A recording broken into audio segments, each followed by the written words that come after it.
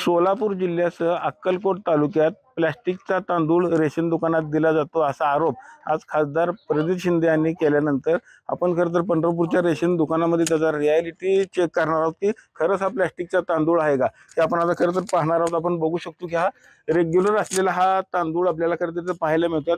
Plastic सारखा कुठलाही अंश याच्यामध्ये दिसत नाही। रेशन दुकानदारात आपल्याबरोबर काय सांगताल, प्लॅस्टिकचा तांदूळ आपल्याकडे येतोय का? नाही, कोणता तांदूळ असतो? पौष्टिक तांदूळ आहे। असतो।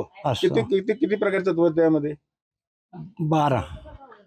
ग्राहक देखील आता आपल्या बरोबर, तुम्ही दर महिन्याला तांदूळ नेता, काय सांगताल प्लॅस्टिक आहे का त्यात? प्लॅस्टिक नाही, हा साधा तांदूळ आहे। शासनाची गेल्या 1 वर्षापासून जाहिरात आहे, परंतु प्लॅस्टिकचा तांदूळ हा पंढरपुरात कुठेही आलेला नाही आणि आम्ही दर महिन्याला इथूनच हा माल जे नेतो तो पौष्टिक नसलेला माल नेतो आम्ही। तुम्ही काय सांगताल, तुम्ही देखील दर महिन्याला तांदूळ नेता, प्लॅस्टिकचा तांदूळ आहे का?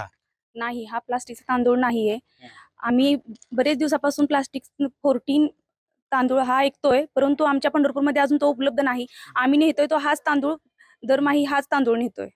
आपण बघितलं असेल की पंढरपूरमध्ये अजूनही तो प्लॅस्टिकचा तांदूळ आलेला नाही। तर खरं तर तो प्लॅस्टिकचा नसून 45 नावाचा तो तांदूळ असल्याचं पुरवठा अधिकाऱ्यांनी देखील सांगितलेलं आहे।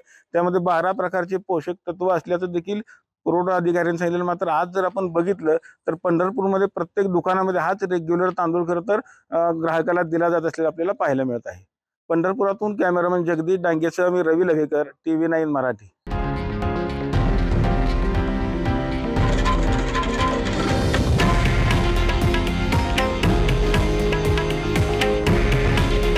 हे आहे देशातील नंबर 1 न्यूज नेटवर्क आणि आपण पाहत आहात TV9 मराठी।